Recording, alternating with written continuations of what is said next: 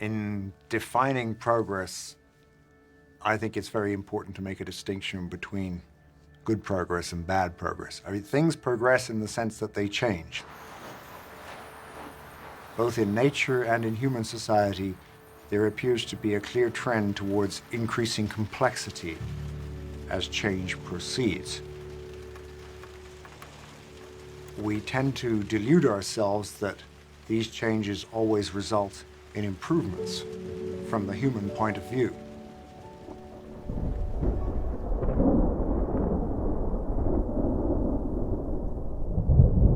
We're now reaching a point at which technological progress and the increase in our economies and our numbers threaten the very existence of humanity.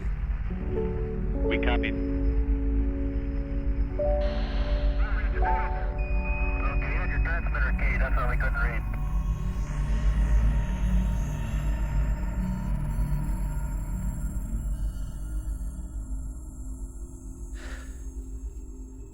What is progress? I think that's too hard a question.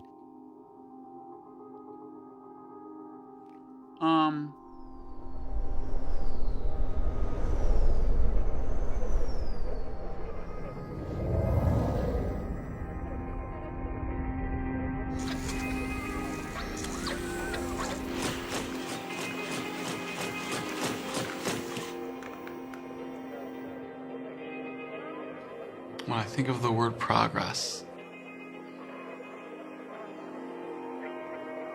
our flag is red, white, and blue, but our nation is rainbow. Progress will not come easy, it will not come quick. But today, we had an opportunity to move forward.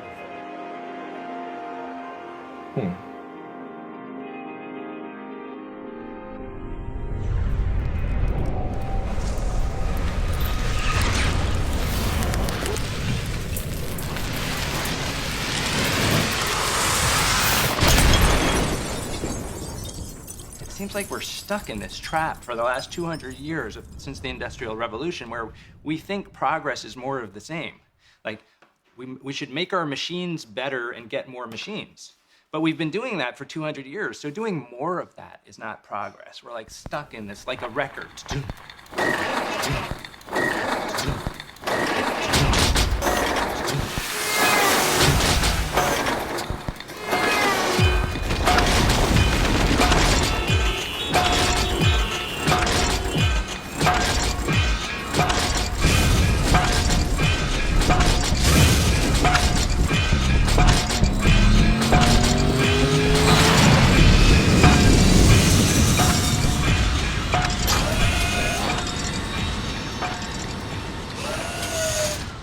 Things that start out to seem like improvements or progress, these things are very seductive. It seems like there's no downside to these. But when they reach a certain scale, they turn out to be dead ends or traps. I came up with the term progress trap to define human behaviors that sort of seem to be good things, seem to provide benefits in the short term, but which ultimately lead to disaster because they're unsustainable. And one example would be going right back into the old Stone Age, the time of when our ancestors were hunting mammoths. They reached a point where their weaponry and their hunting techniques got so good that they destroyed hunting as a way of life throughout most of the world. The people who discovered how to kill 2 mammoths instead of 1 had made real progress. But the people who discovered that they could eat really well by driving a whole herd over a cliff and kill 200 at once had fallen into a progress trap. They'd made too much progress.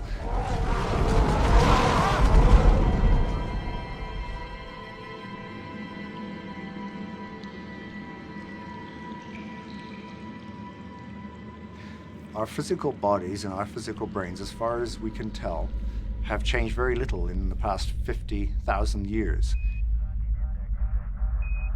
We've only been living in civilization for the last 5,000 years at the most, which is less than 0.2% of our evolutionary history. So the other 99.8, we were hunters and gatherers, and that is the kind of way of life that made us.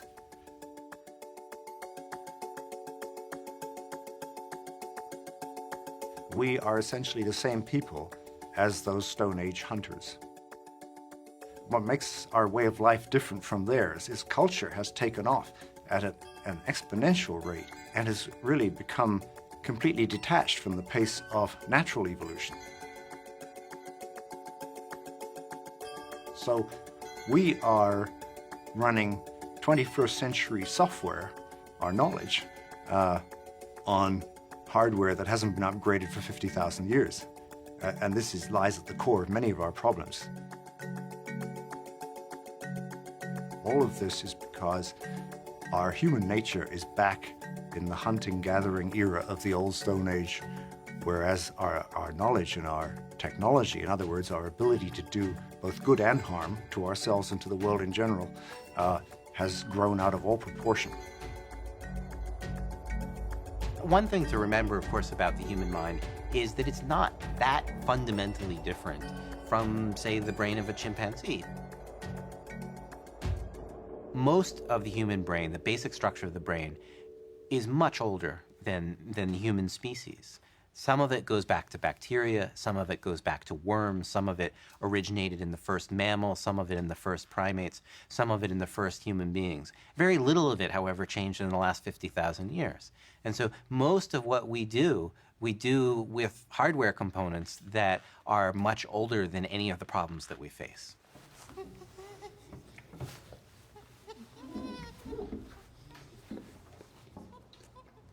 When I first began to study chimps, I thought that the task was to just map out more and more similarities, to find areas of cognition that hadn't been studied yet, and simply show that chimps were just like us.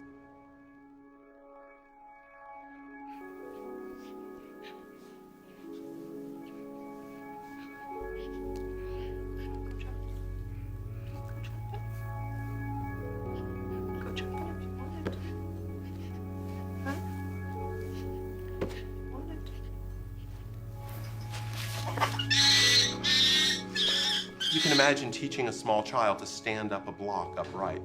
And you can teach a chimp to do the same thing.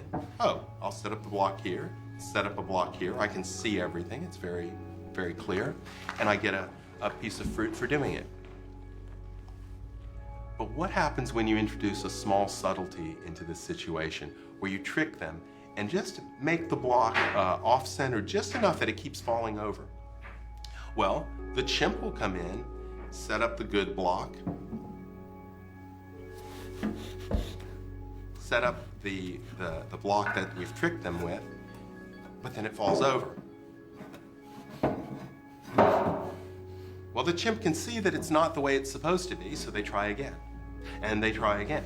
And they move it to one place, and they move it to another place. And they keep trying to get it to stand up because they know what is supposed to happen, but they have no understanding or no inclination to ask why. What unobservable part of the situation is causing that block to keep falling over? The young child will enter, set up the good block, try to set up the block that we've tricked them with, but when it falls over, well, first they'll try again, and maybe try again, but very quickly, they'll turn it over, feel the bottom of it, shake it, try to discern what unobservable property of that block is causing it to fall over. That's the fundamental core difference, I believe, between humans and chimps, that humans ask why. We're constantly probing for unobservable phenomenon to explain the observable. It's what's driven us to discover gravity. It's what's driven us to probe into the mysteries of quasars. And it's the same thing that drives us to probe into the mysteries of each other in our everyday lives. Why does she keep doing that? Why does he keep behaving like that? He must think this. He must believe this. I don't understand. Why?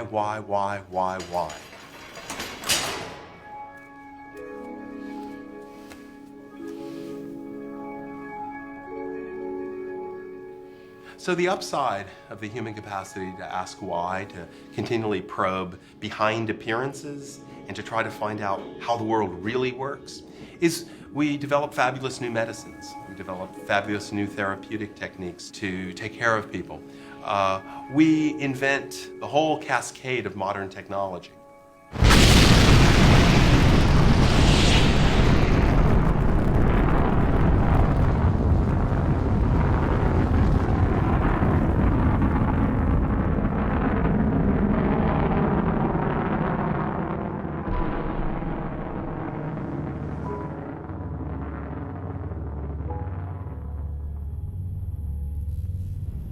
But the downside is that we invent the whole cascade of modern technology.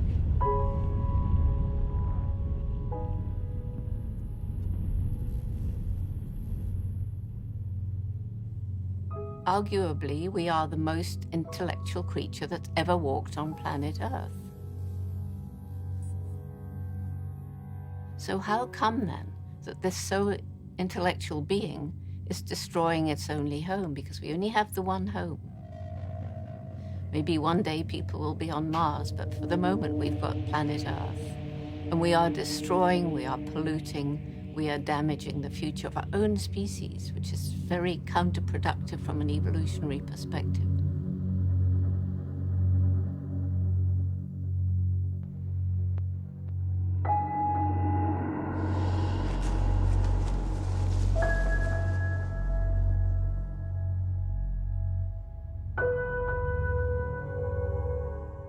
This capacity that seems so wonderful to us, the ability to ask why, the very ability that undergirds modern science as a double-edged sword.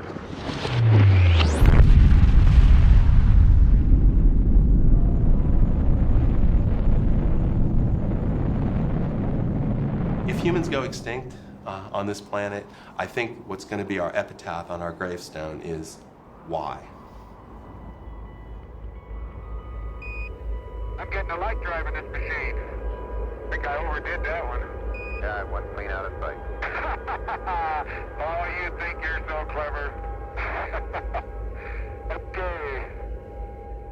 We have the ability to think into the future, but most of our mechanisms, most of our brain mechanisms evolved before we had any ability to think forward to the future, and when it made some sense for decisions to be short-term. And so a lot of our brain mechanisms, what I call our ancestral mechanisms or our reflexive mechanisms, are tuned to making snap decisions right away, like fight or flight. You see the lion, either you're going to fight or you're going to run. No time to think about the long-term consequences. And that's good when we're stressed about something immediate that we can deal with, for example. But those very systems that work by reflex are not so good at cooperating with these more modern systems, the deliberative systems that allow us to make long-term decisions and say, well, is this good for me? Is it good for my society, for my planet?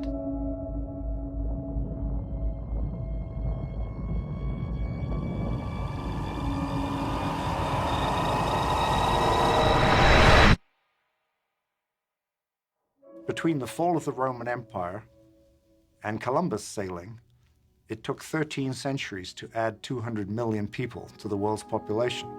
Now it takes only 3 years.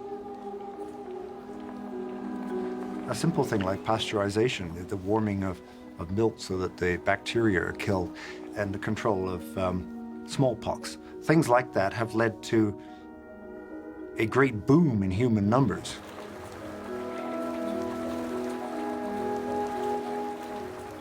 So overpopulation, which nobody really wants to talk about because it cuts at things like religious beliefs and the freedom of the individual and the autonomy of the family and so forth, is something that we're going to have to deal with.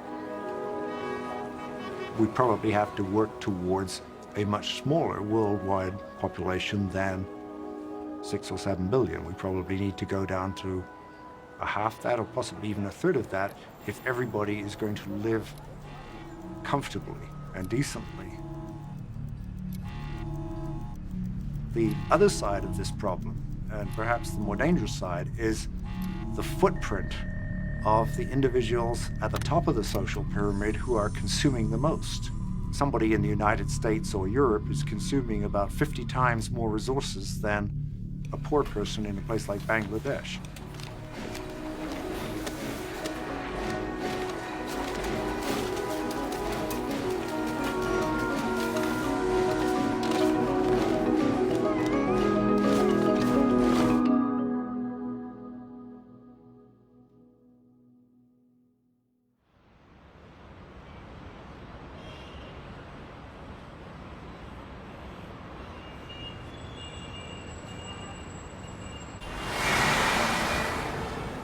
If China were to reach the level of consumption of, say, the United States or Europe, it's very unlikely that the world could support the addition of 1 billion consumers at that level.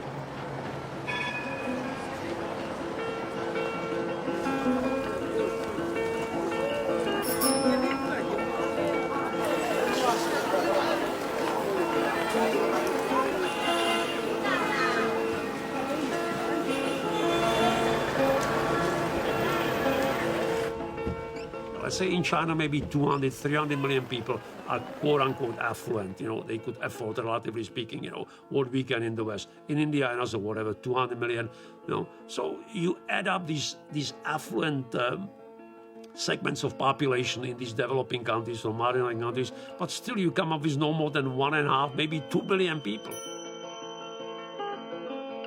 So there is still 5 billion people waiting to tap into these bonanzas of, you know, plentiful food, cars, decent housing, right, higher education for their children. So the potential demand for resources is immense.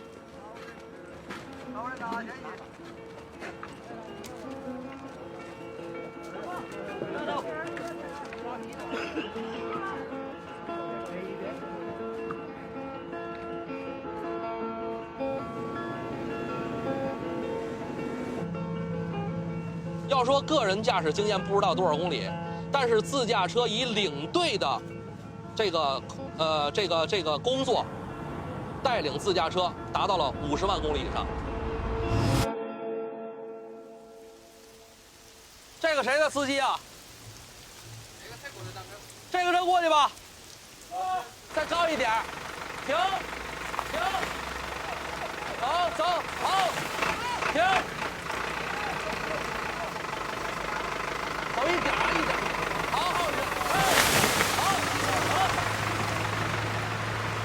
咱们待会儿先出发，等前面车过了咱们走。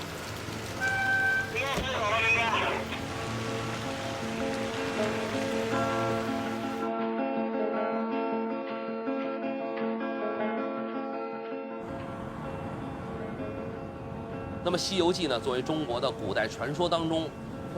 家喻户晓的一个故事，一个传说，一个神话故事吧。然后师徒4人去西天取经，这么一个历史的神话传说。那么我就是这个车队当中的这个唐僧，我就是这个师傅，我带领大家，我带领这些徒弟们一起去西天，取得真经，取得生活的真谛，去享受生命这个真经。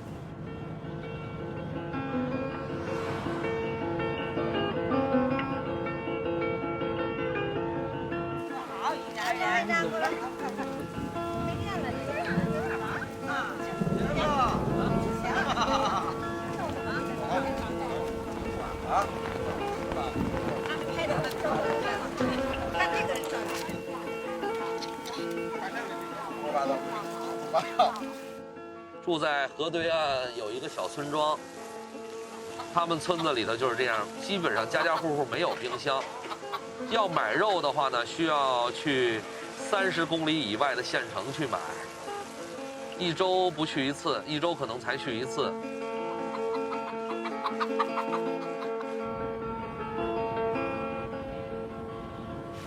所以说我个人的生活条件，在最近的这个10几、20几年之内发生了翻天覆地的变化。西红柿只有那个夏天、秋天有，冬天是吃不到的。那么现在不一样，任何时候，一年四季我随时可以吃到西红柿，随时可以吃到西瓜，随时可以吃到肉，随时可以吃到海鲜。这些事情小时候不敢想。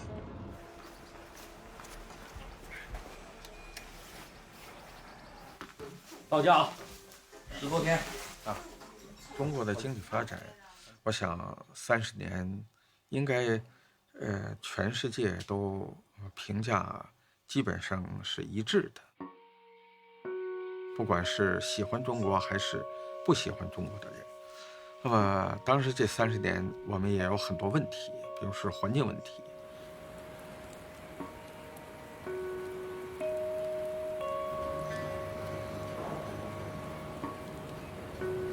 北京的环境在奥运会以前是非常糟糕的，那么现在停了，已经有很大的改进。这个不可以讲这个现在我们一直在注意这件事情，全程我一直在避免这种事情出现，我们一直在注意控制这件事情。你这个不是去的问题，现在不是对你的采访，不是全世界都知道，不需要你不能用你的嘴去说出来。别说了，什么叫别说了？你说这个是很有问题的，你知道吗？我们一直控制这件事，因为不成问题，那么我这么多年的工作是我才积累到现在这种地步，那你这么去做对我有很大的伤害，你明白吗？你这样去对我有很大的伤害，你不明白。那么中国的经济在今后还是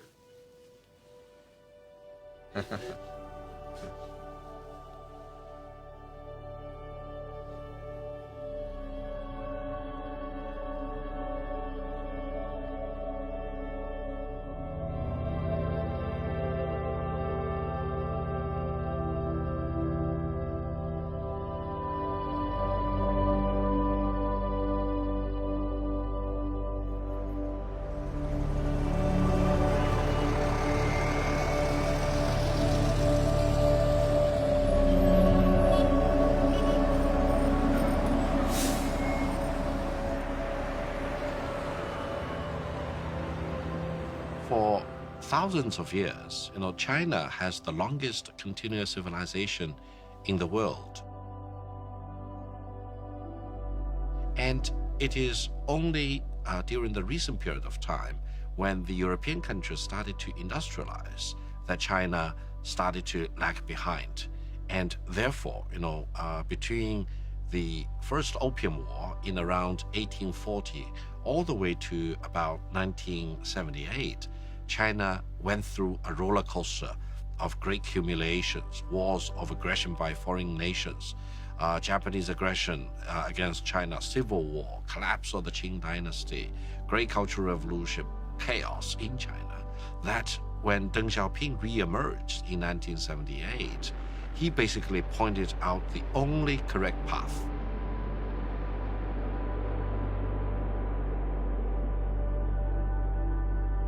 We need to go onto a path of growth, and China need to modernize and industrialize.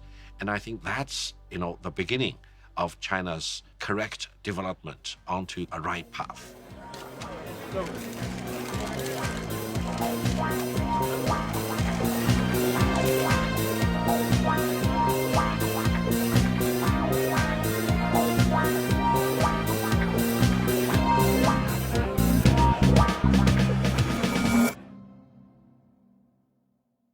Some people have written about natural capital, the capital that nature provides, which is the clean air, the clean water, the uncut forests, the rich farmland, and the minerals, the oil, the metals. All of these things are the capital that nature has provided. And until about 1980, human civilization was able to live on what we might term the interest of that capital, the surplus that nature is able to produce. The food that farmland can grow without actually degrading the farmland, or the number of fish you can pull out of the sea without causing the fish stocks to crash. But since 1980, we've been using more than the interest. And so we are, in effect, like somebody who thinks he's rich because he's spending the money that has been left in his inheritance, not spending the interest, but eating into the capital. The last time I visited the New York Stock Exchange was in 1980, and the mood sure was different then. Government, with its high taxes, excessive spending, and overregulation, had thrown a wrench in the works of our free markets.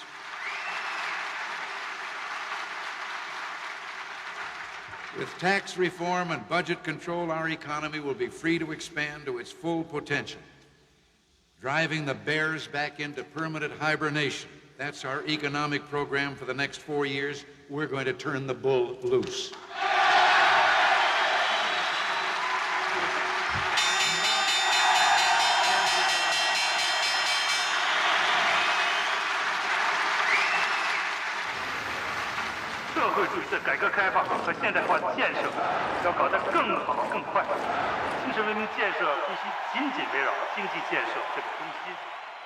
The world is this big. It's not this big, and it can't be this big. It's just this big. It's a finite sum. Instead of thinking that nature is this huge bank that we can just, this endless credit card that we can just keep drawing on, we have to think about the finite nature of that planet and how to keep it alive so that we too may remain alive. Unless we conserve the planet, there isn't going to be the economy.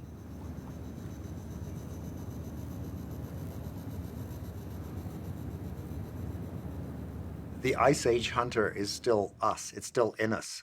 Those ancient hunters who thought that there would always be another herd of mammoth over the next hill shared the optimism of the stock trader that there's always going to be another big killing on the stock market in the next week or two. Get your bets down, ladies and gentlemen.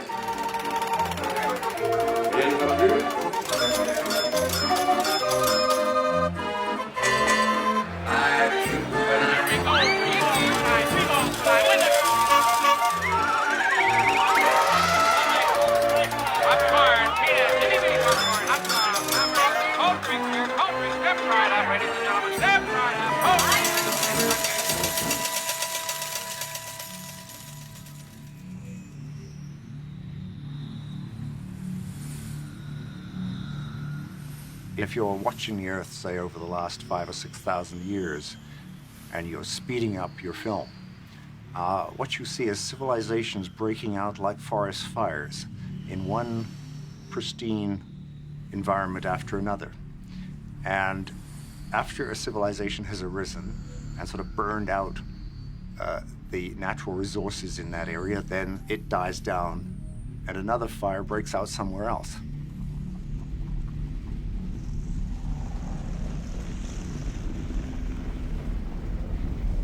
And now, of course, we have one huge civilization all around the world, which we have to confront the possibility that the entire experiment of civilization is in itself a progress trap. The Dow plunged more than 500 points yesterday. It was the biggest Dow decline ever. La crise financière américaine. Aún en el resto de las principales bolsas And our economy seemingly on the brink of collapse. And while banks have failed and shares have plummeted, the effects are working their way down to all of us. The economy will get worse before it gets better. Credit rating down. En el último año. Credit rating. When will the economy turn around? Yes. I'm not an economist, but I do believe that we're growing. And I can remember, this press conference here, people yelling recession this, recession that, as if you're economists. And I'm an optimist. I believe there's a lot of positive things for our economy. Faith in progress has become a kind of religious faith, a sort of fundamentalism, rather like the market fundamentalism that has just recently crashed and burned. The idea that you can let markets rip is a delusion, just as the idea that you can let technology rip and it will solve the problems created by itself in a slightly earlier phase. That has become a belief very similar to the religious delusions that caused some societies to crash and burn in the past. Written records go back about 4,000 years, and from 2000 BC to the time of Jesus, it was normal for all of the countries in the world to periodically cancel the debts when they became too large to pay. So you have Sumer, Babylonia, Egypt, other regions, all proclaiming these debt cancellations, and the effect was to make a clean slate so that society would begin all over again. This was easy to do in a society where most debts were owed to the state. It became much harder to do when enterprise and credit passed out of the hands of the state into private hands and into the hands of an oligarchy. And the last thing they wanted was to have a king that would actually cancel the debts and restore equality. Rome was the first country of the world not to cancel the debts. It went to war in Sparta, in Greece, to overthrow the governments and the kings that wanted to cancel the debts.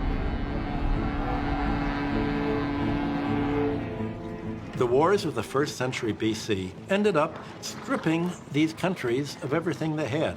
Not only did it strip the temples of gold, it stripped the public buildings, it stripped the economies of their reproductive capacity, it stripped them of their waterworks, it made a desert out of the land. And it said, a debt is a debt.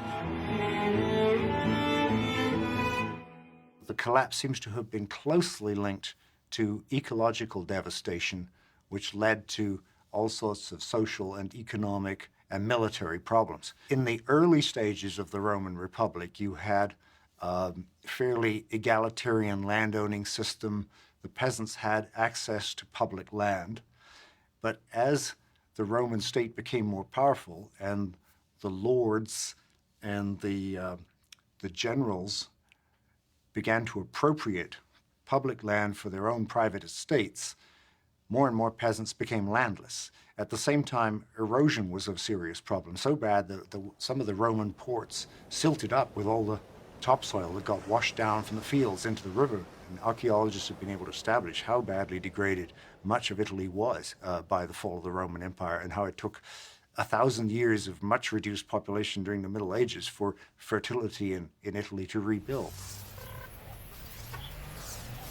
What was absolutely new in the Roman Empire was irreversible concentration of wealth at the top of the economic pyramid. And that's what progress has meant ever since. Progress has meant you will never get back what we take from you. That's what brought on the Dark Age, and it's what's threatened to bring in the Dark Age again if society doesn't realize that if it lets the wealth concentrate in the hand of a financial class, this class is not going to be any more intelligent and long-term in disposing of the wealth than its predecessors were in Rome or in other countries.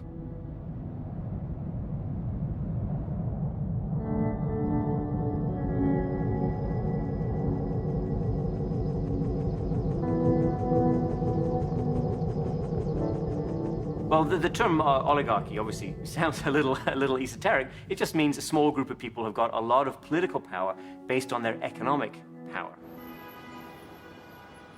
We like to think of the United States as being much more democratic, much more spread out in terms of who has the power. And oligarchy is something that's usually associated with relatively poor countries, but that view has to be updated because we've got an essential part of that problem, that structure, in the United States today.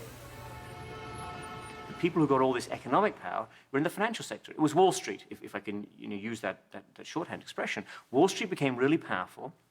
They used that power to buy influence in Washington, get more deregulation, so to get more of the playing field shaped in the way they wanted, which was no government intervention, no restrictions on what they were going to do. That enabled them to make a lot more money, which brought them more political power, and this went on for a considerable period of time until, of course, there was an enormous crash. But basically, you come to us today on your bicycles after buying Girl Scout cookies and helping out Mother Teresa, telling us we're sorry, we didn't mean it, we won't do it again, trust us. Well, I have some people in my constituency that actually robbed some of your banks, and they say the same thing. They're sorry, they didn't mean it, they won't do it again, just let them out. Do you understand that this is a little difficult for most of my constituents to take? That you learned your lesson? The bankers can't stop themselves. It's in their DNA, in the DNA of their organizations, to take massive risks, to pay themselves ridiculous salaries, and to collapse. And the more that reasonable, responsible people of the center, and the left and the right, see this, the closer we'll get to finally constraining the power of these out-of-control financial oligarchs. It's not a mystery, it's not a surprise that we know we have crises every 5 or 10 years. You know, my daughter called me from school one day and said, Dad, what's a financial crisis? And without trying to be funny, I said, it's the type of thing that happens every 5 to 7 years. And she said, why is everyone so surprised? So we shouldn't be surprised.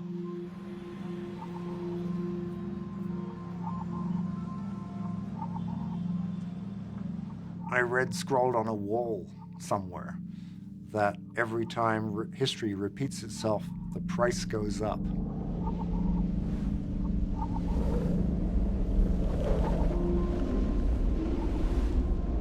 If you look at the increasing complexity of civilization, what you can see towards the end of the classic Maya period is the enormous amount of effort being put in to build palaces and temple precincts that are controlled entirely by the nobility, and from which one imagines the peasantry was excluded, just as the ordinary folk are excluded from gated communities in many countries today.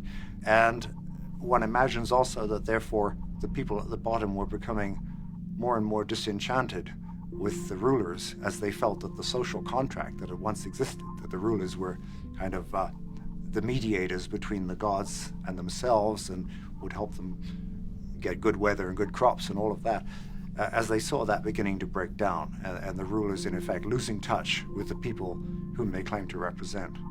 It is a pattern I think we can see a lot in the modern world now. Every society in history for the last 4,000 years has found that the debts grow more rapidly than people can pay. And the problem is a small oligarchy of 10% of the population at the top to whom all of these net debts are owed to. You want to annul the debts to the top 10%. That's what they're not going to do. The oligarchy is running things. They would rather annul the bottom 90% right to live than to annul the money that's due to them. They would rather strip the planet and shrink the population and be paid rather than give up their claims. That's the political fight of the 21st century. Well, my job on Wall Street was to be balance of payments economist for the Chase Manhattan Bank in the 1960s. My first job there was to calculate how much debt could third world countries pay. And the answer was, well, how much do they earn? And whatever they earn, that's what they can afford to pay in interest. And our objective was to take the entire earnings of a third world country and say, ideally, that would be all paid as interest to us. Look, don't give me a hard luck story. I hear them every day, and quite frankly, they bore me. The facts are simple. In 1973, this bank gave you a loan, and you still haven't paid it back. Admittedly, you paid back the initial sum, but not the interest, which to date amounts to 9 times the amount originally borrowed. 9 times. So you better get your act together. Times are tough, and we're all having to clamp down. And don't look at me like that. This is a bank, not a charity.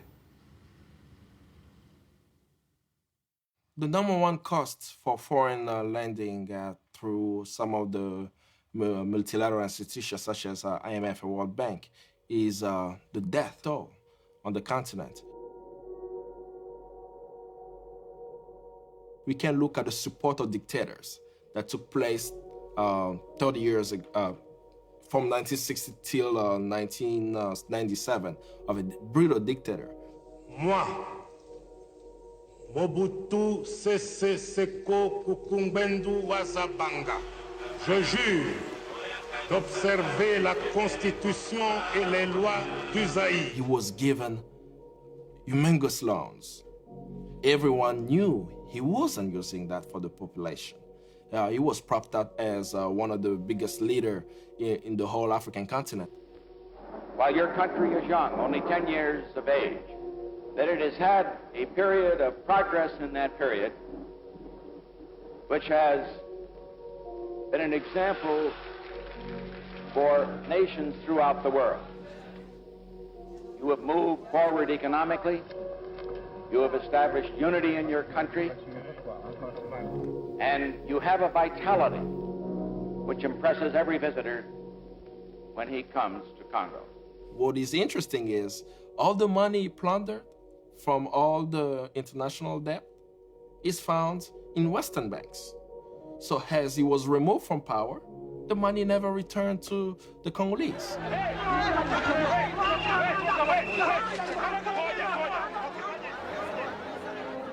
The population didn't have access to medical services, didn't have access to adequate education, living wage, and it continued till today. Now the Congo has a $14 billion debt. It's been structured in a way where the people do not benefit, and the human cost is so high. You know, in the Congo we have 6 million deaths since 1996.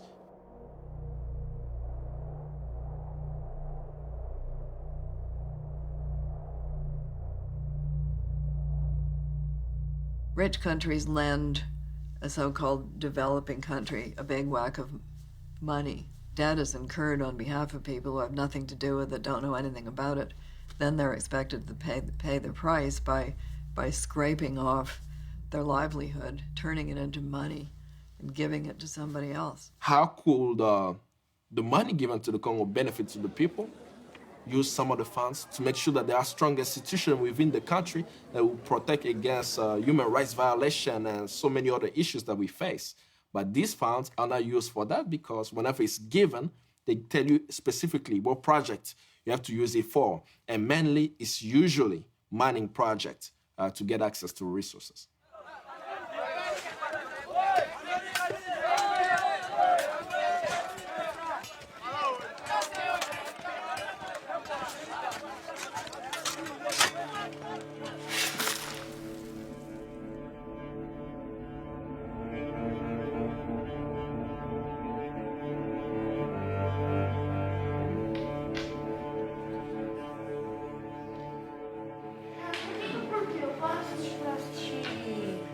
Aí eu vejo no jornal, aí eu sempre paro pra ver, sempre estão desmatando a Amazônia. Eu não entendo por que eles querem isso.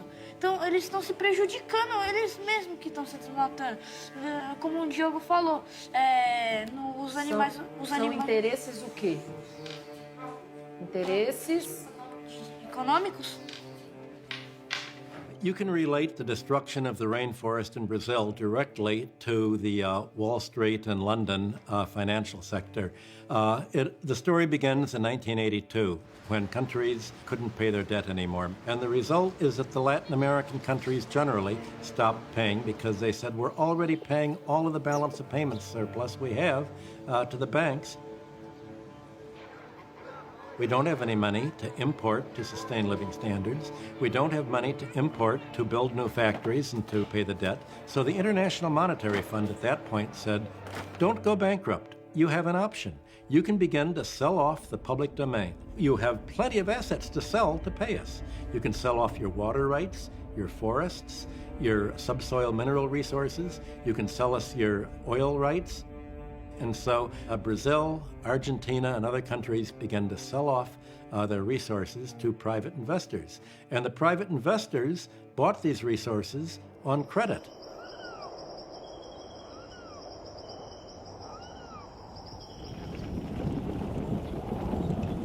Até então, as pessoas acreditavam que os recursos naturais eram praticamente infinitos e de que só se deveria valorizar aquilo que tinha uma transformação feita pelo homem.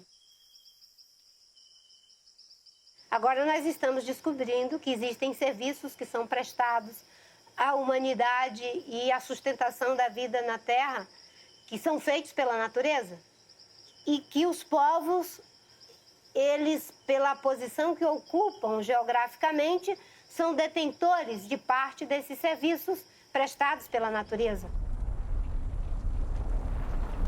Quando eu me deparei com uma situação em que havia um risco de destruição daquele modo de vida e de entender pelo que eu deveria lutar, a favor do que eu deveria lutar e contra aqueles que achavam que a floresta era sinônimo de atraso, de ser algo contra o progresso.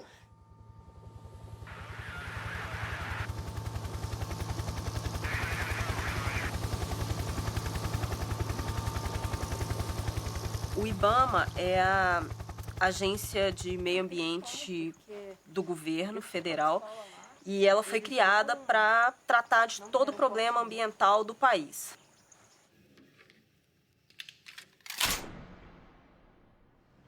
Quando eu entrei no IBAMA, eu vi que a área que eu mais gostaria e que eu poderia defender os meus ideais e estar em contato com a natureza seria na fiscalização.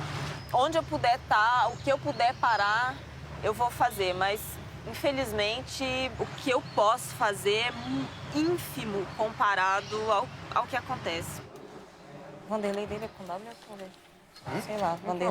Então esse 144 é só esse pedacinho aqui, né? Esse vermelhinho que tá aqui nesse cantinho.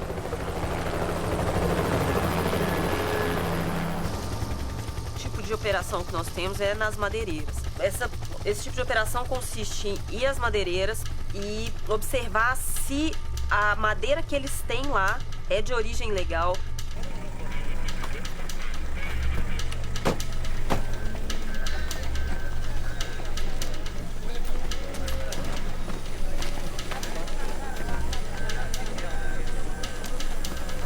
Então peço que você também, Ana, olhe para esse pessoal, todos eles têm famílias, todos são trabalhadores, não tem nenhum bandido aqui, como o mundo lá fora fala de nós, né? Então façam o trabalho de vocês, tenham, porque o medo nosso é só de um exemplo que aconteceu aqui, lacrar a empresa, aí você para, aí é complicado.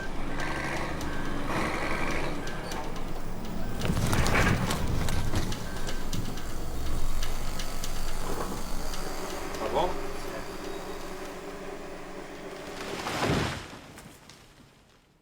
Eu emprego hoje vários funcionários e acredito que da forma que está, nós vamos parar de trabalhar, vamos dispensar todo mundo e vamos achar outro meio de vida para poder sobreviver.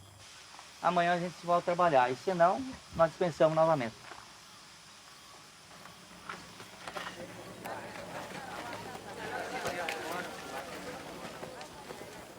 Em vários casos, a população se volta contra o IBAMA e se torna violenta porque elas dependem economicamente da deforestation.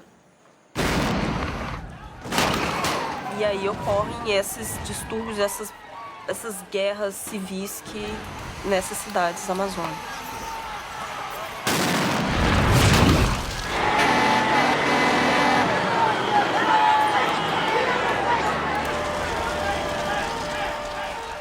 Tudo tem uma herança ali. É uma mãe de leite, Amazônia.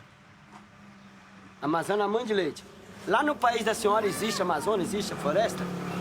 Aqui é a bacia amazônica, o pulmão dos Estados Unidos, que a turma fala. Que isso daqui eles falam que é o pulmão dos Estados Unidos, que é o único lugar que se gera oxigênio pra lá.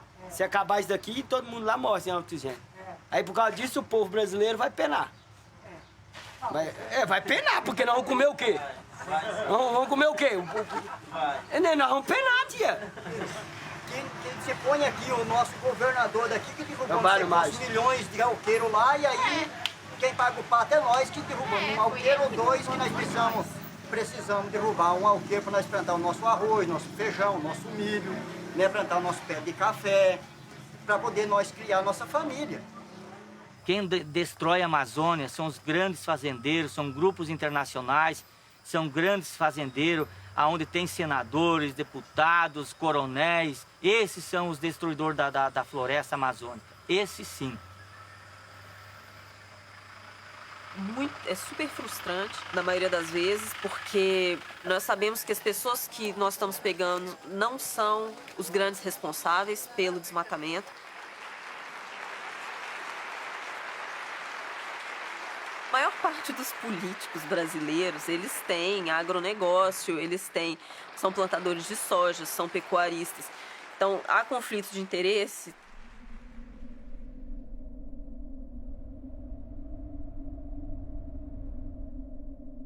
They're cutting down the rainforest, they're emptying out the economy, they're turning it into a hole in the ground to repay the bankers. That's the financial business plan. That's how it ends up. Because the bankers can always take their money and begin digging holes in another country and emptying out that country. That's the global financial system.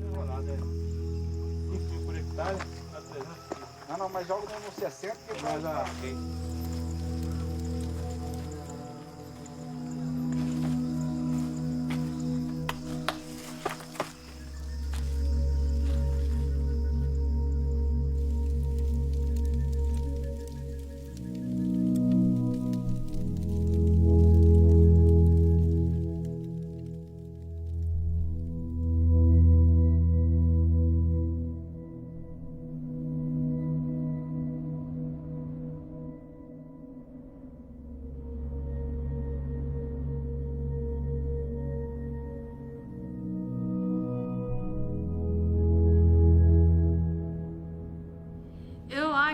se a gente não cuidar da Amazônia com devido apego a ela, a gente vai acabar virando o deserto da Amazônia, porque quando a gente desmata uma árvore, ela deixa de água, né? Aí a gente vai ter um monte de coisa e no final vai resultar em deserto.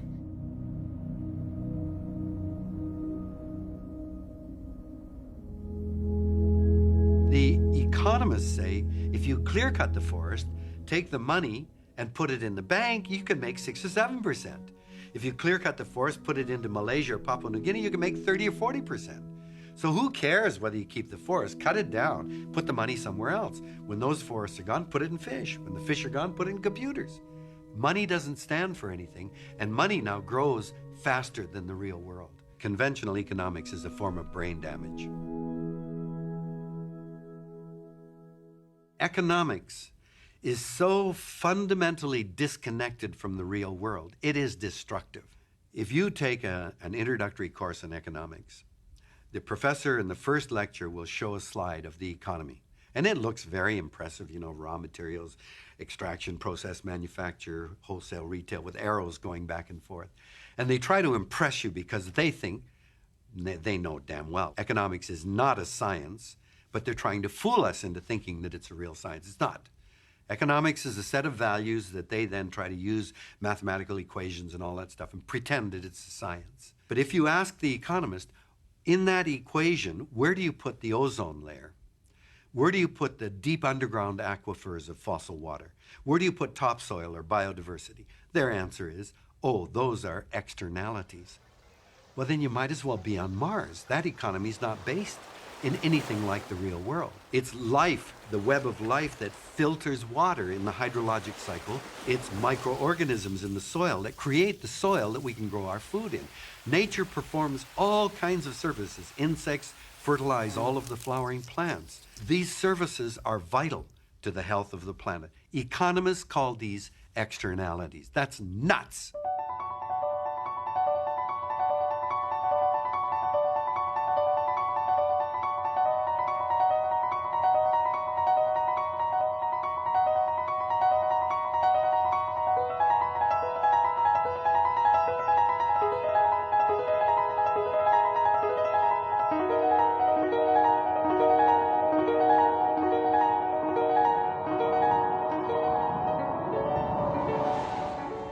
Unlimited economic progress in a world of finite natural resources doesn't make sense. It's a pattern that is bound to collapse, and we keep seeing it collapsing.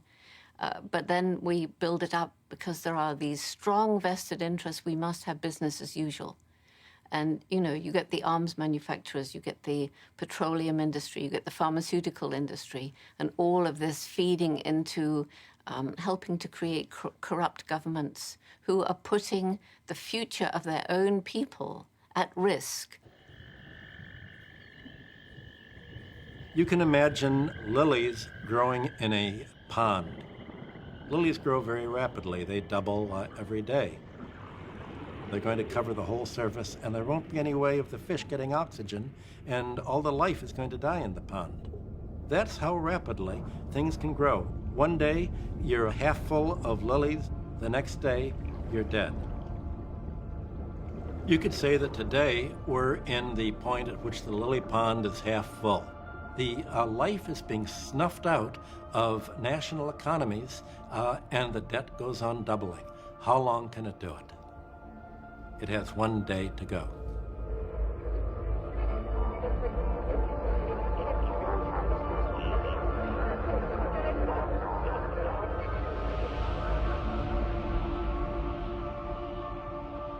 All the civilizations of the past, and I think our own, only seem to be doing well when they're expanding, when the population is growing, when the industrial output is growing, and when the cities are spreading outwards.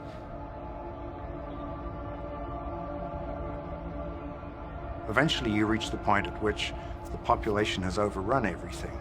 The cities have expanded over the farmland. The people at the bottom begin to starve, and the people at the top lose their legitimacy. And so you get hunger, you get revolution.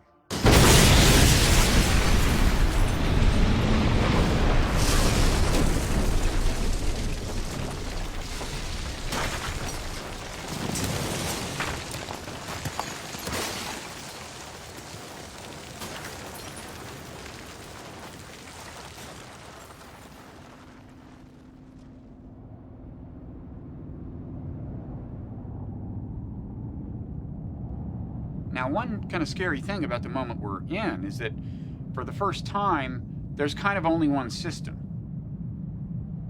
So if the whole thing goes down, you won't have what you've had in previous eras of epic collapse, which is that even though one civilization goes down and may take a while to recover, there are other robust civilizations that are kind of the guardians of progress.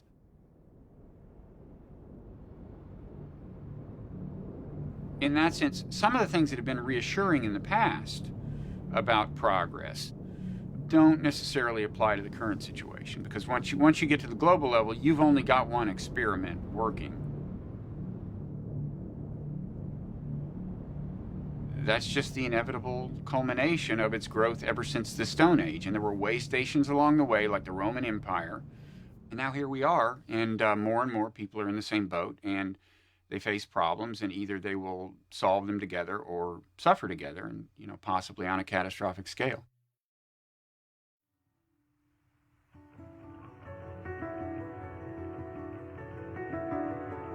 We are entering an increasingly dangerous period of our history.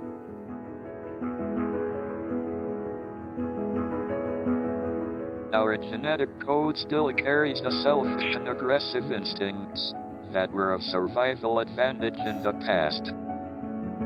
But I'm an optimist.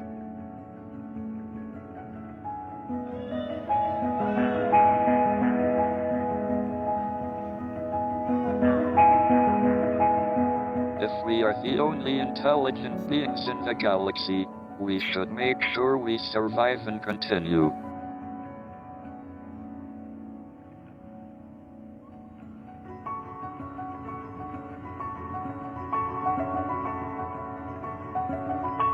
If we can avoid disaster for the next 2 centuries, our species should be safe.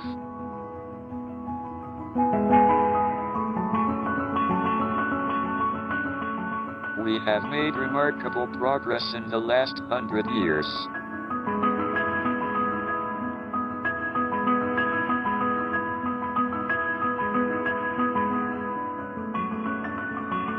Our only chance of long-term survival is not to remain inward-looking on planet Earth, but to spread out into space.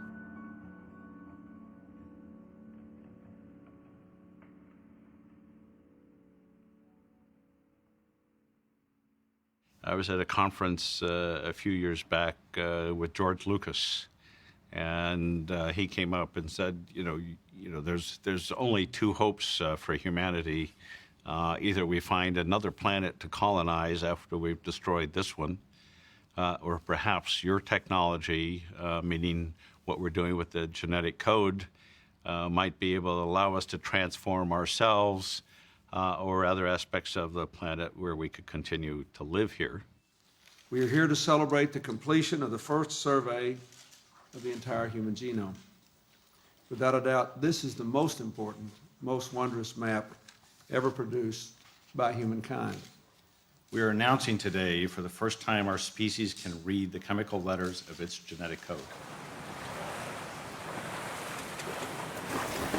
For the last several years, my team has been actually sailing around the world, collecting all the species in the ocean, the microspecies on filters, and we isolate all the DNA all at once from all of them.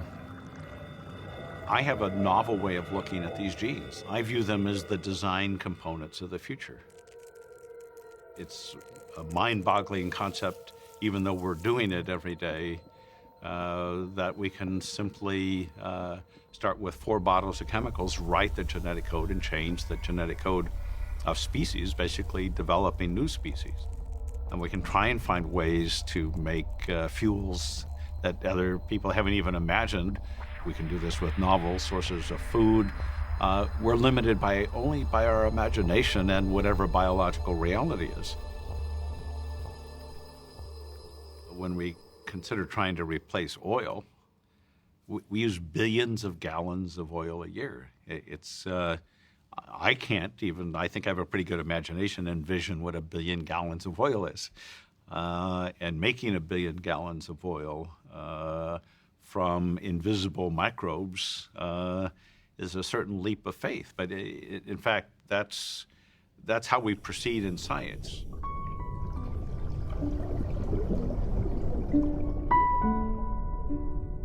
Instead of writing software for computers, we can now write software for life.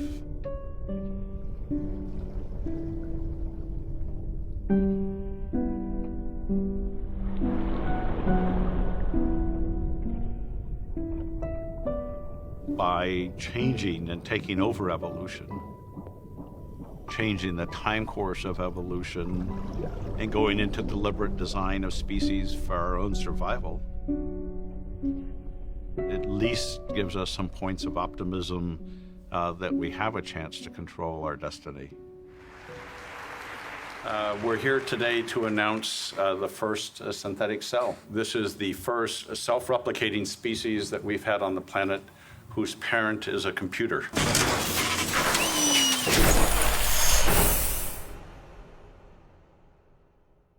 One of the challenges that it faces the human species is we are more and more in a position of acting like gods. This has been true for a while because we've had the ability to change the climate, for example. This is going to be even more true with genetic technologies. We're going to be able to manipulate other species and eventually ourselves. We are going to be in a position of controlling our own fate in a way that no creature has ever, in 1 billion years on the planet, had an opportunity to do. I once wrote a poem in which a mad bishop said, "And man became God, became greater than God in the godhood of man." I do not see anyone living in this materialistic society as being anything like God.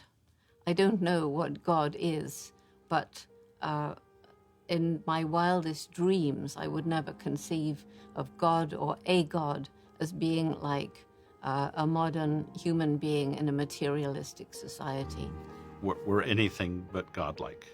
I think the challenges are so overwhelming to all of us that we're all trying to just use whatever new tools we can to try and change the future. Synthetic biology is a progress trap par excellence. Biologists have pointed out that these engineering approaches is all very well, and the engineers can try to treat life as though it was some sort of computer or engineering substrate. But ultimately, the microbes are going to end up laughing at them, that life doesn't work like that.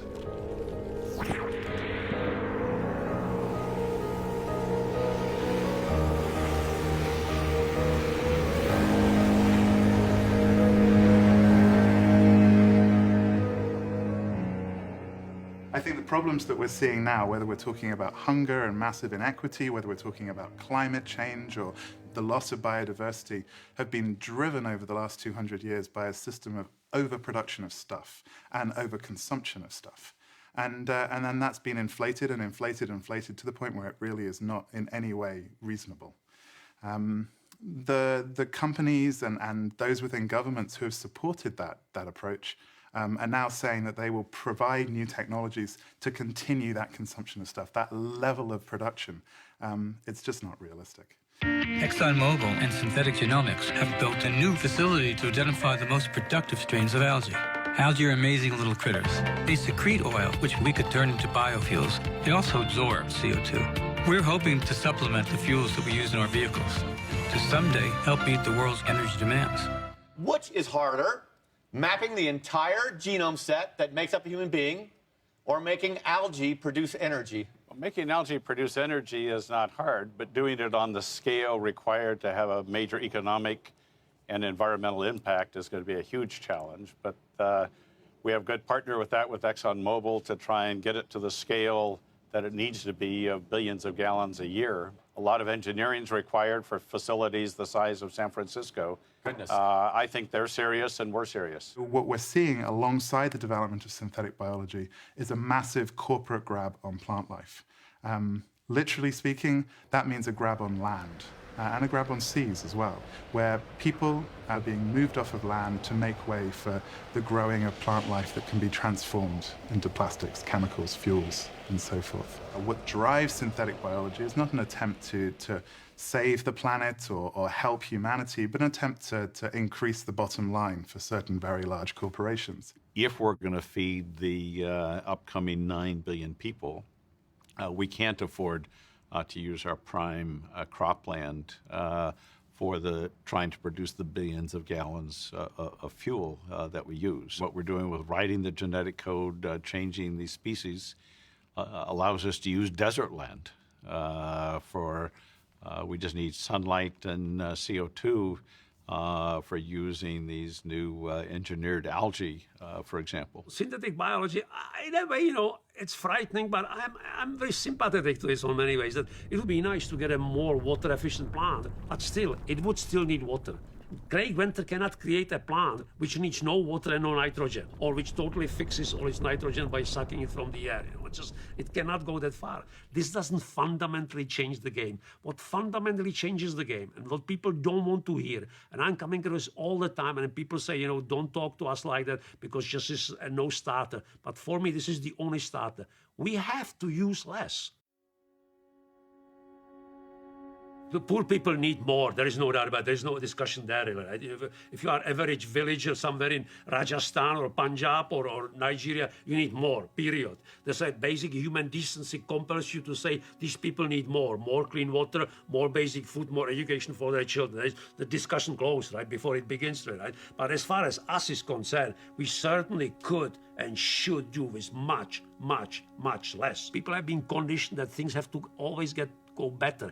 And immediately as you say, limit something, people think this is not getting better. But it would be. It's even a non-starter saying people, you should eat less. You should eat less meat, right? That's a non-starter, right? You should use less electricity, right? You should build smaller cars. The other day I saw the vice president of GM talking about the new GM, right?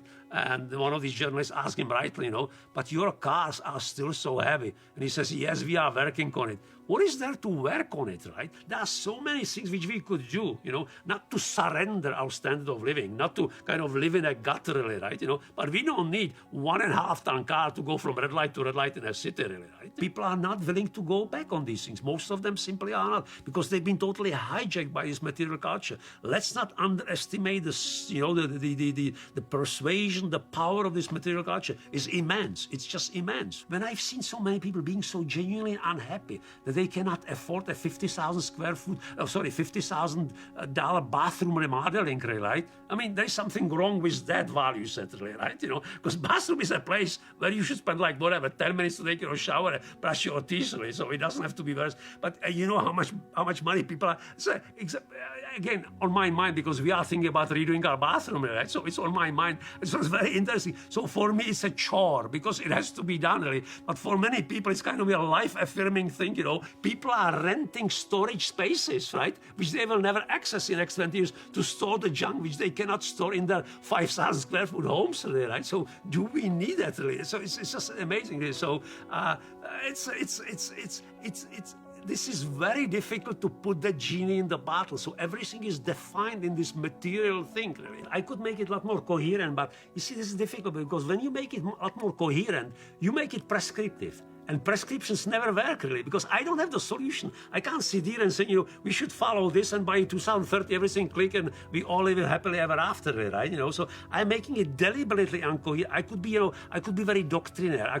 But you see, I lived for 26 years in a communist society. I'm inoculated against any doctrinaire grand solution, saying, this is the pattern, this is the master, this is the paradigm which you have to follow. I'm just totally set against it. So I'm making things deliberately kind of, messy, inchoate, uncoordinated, because that's how life is. We don't know what pattern will emerge. As long as we are living amidst of this sea of affluence and opportunities and material riches, it's just very difficult to make this individual, voluntary, resolute step and saying enough, back, limit. Very difficult.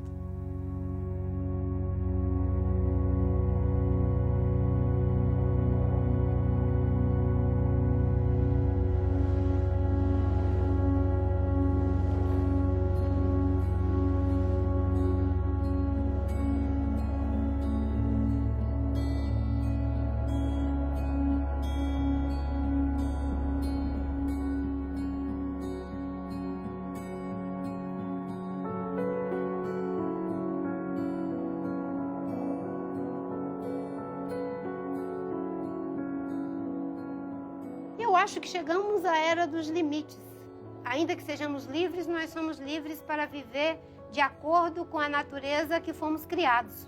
E não é possível defender modelos que não possam ser universalizados, porque senão nós teríamos que partir do princípio de que alguns têm direitos e outros não têm direitos. Logo, não é um problema de técnica, é um problema de ética. I was walking around pointing my finger at everybody and you people, and blaming the culture for its consumption. And finally one day I came home and the air conditioners were on even though there was no one home. And I was like, wait, I'm going around blaming everybody else, but the fact of the matter is that my lifestyle requires a huge amount of resource too. So how can I blame other people?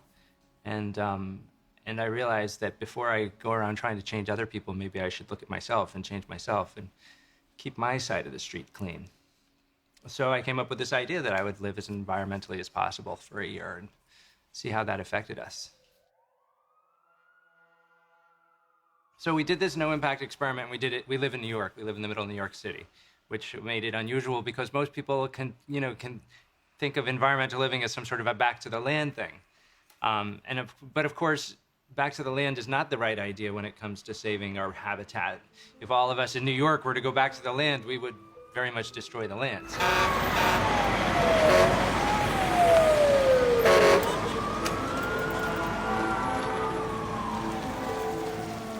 We're not biologically consumptive. This has not got to do with human nature.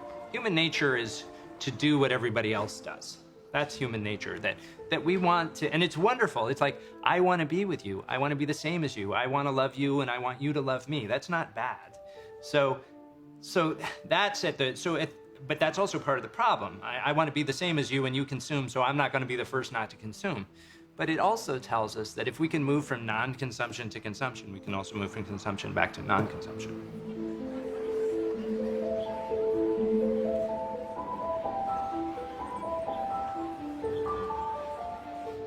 We need to begin by saying we're at the end of a failed experiment and it's time to say goodbye to it. It's an economic experiment, it's a technological experiment. It's been going on for a couple of 100 years and it's not worked. It's brought us to this point of crisis.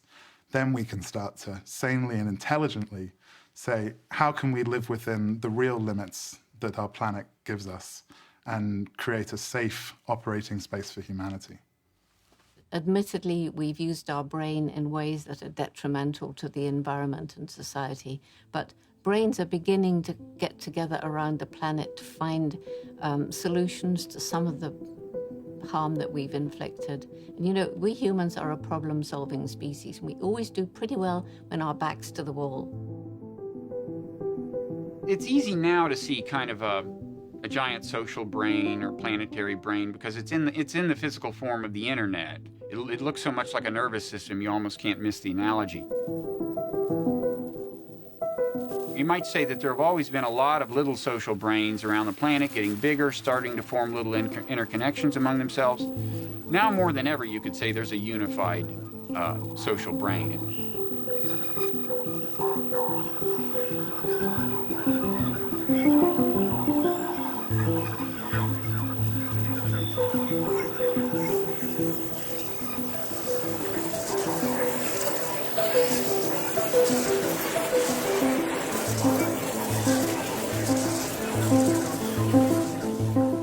Even if the overall arc of history is toward an expanded moral horizon, more and more people acknowledging the humanity, more and more different kinds of people, there's always the risk of backsliding, and it can be catastrophic. From a point of view of strict self-interest, it is imperative that we make further moral progress, that we get more and more people to acknowledge the humanity of one another, or it will be bad for pretty much all of them. If we don't develop what you might call the moral perspective of God, then we'll screw up the engineering part of playing God, because the actual engineering solutions depend on seeing things from the point of view of other people, ensuring that their lives don't get too bad, because if they do, it'll come back to haunt us. So, you know, kind of half of being God has just been handed to us, and then the question is whether we'll master the other half of being God, the moral half.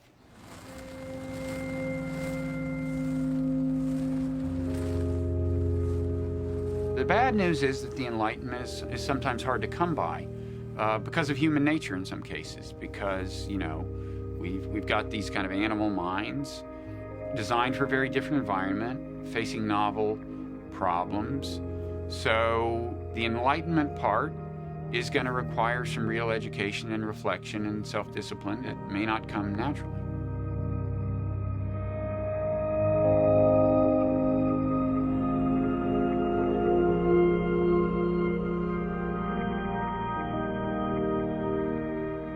I think what we're up against here is human nature. We have to reform ourselves, remake ourselves in a way that cuts against the grain of our inner animal nature and transcend that Ice Age hunter that all of us are if you strip off the thin layer of civilization.